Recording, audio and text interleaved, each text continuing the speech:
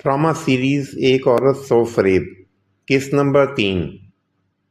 माँ के घर की पुकार। शाम का वक्त था। बंगले के लॉन में हल्की हल्की हवा चल रही थी। आम, सेब, केले, अनार, स्ट्रॉबेरी, खजूरें, बादाम, अखरोट, काजू और महंगे सप्लीमेंट्स के डब्बे ड्रेसिंग टेबल पर सजे हुए थे। डॉक्टर अयान एक एक चीज तरतीब से रख रहा था। उसकी आंखों में फिक्र थी, चेहरे पर थकन, मगर दिल में एक ख्वाहिश, मेरा बच्चा और उसकी माँ महफूज रहें। ऊपर वाले कमरे में डॉक्टर शाजिया बेड पर नींद दराज थी। मोबाइल हाथों में था, कान में एयरफोन और चेहरे पर उकताहट। हमल के तीसरे महीने ही इसके लहजे में तलखी बढ़ती जा रही थी। अयान आहिस्ता से ऊपर आया।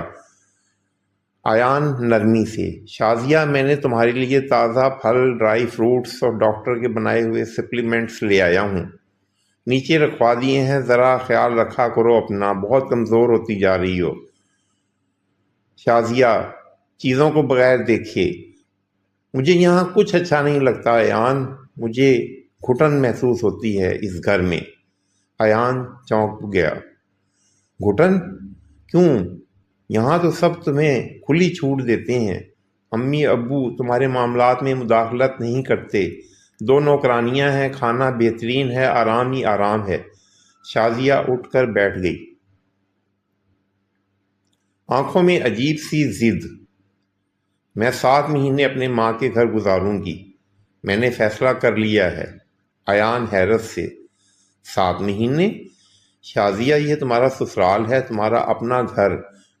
मैं चाहता हूँ तुम ये वक्त यहाँ गुजारो। मैंने कह दिया ना, मेरा यहाँ दम घुटता है, मुझे अम्मी के घर जाना है। मैं तुम्हें इसकी इजाज़त नहीं दे सकता। ये जुमला सुनकर शाजिया का चेहरा सुर्ख हो जाता है। वो तकरीबन चीखते हुए कहती है, तुम होते कौन हो इजाज़त देने वाले? मेरी अपनी मर्जी है। वक्त गुजरता गया, दिन हफ्तों में बदल गए। शाजिया ने खुद को ऊपर वाले फ्लोर तक महदूद कर लिया। न सास से बात, न ससुर से, न देवर से, न नंद से। खाना भी अलग, खामोशी भी अलग। एक रात अयान की माँ ने आह भरी, बेटा ये घर यूं बिखर रहा है, हमें शाजिया की माँ से बात करनी चाहिए। अयान के वालिद एक संजीदा और बावकार आदमी हैं। उन्होंने कहा कि मैं बात करूंगा। इस तरह से अयान के वालिद ने टेलीफोन उठाया और शाजिया की वालदा का नंबर मिलाया। हम आपसे हाथ जोड़कर गुजारिश करते हैं कि अपनी बेटी को समझाएं, ये घर संभाले, शौहर के मामलात में दिलचस्पी ले। हमल के दिनों में घर की बरकत औरत से होती है। फ़ोन बंद हुआ, मगर यही फ़ोन कॉल कहानी का सबसे ख़तरनाक मोड़ साबित हुआ। उसी रात शाजिया की माँ ने शाजिया को मैके बुला लिया।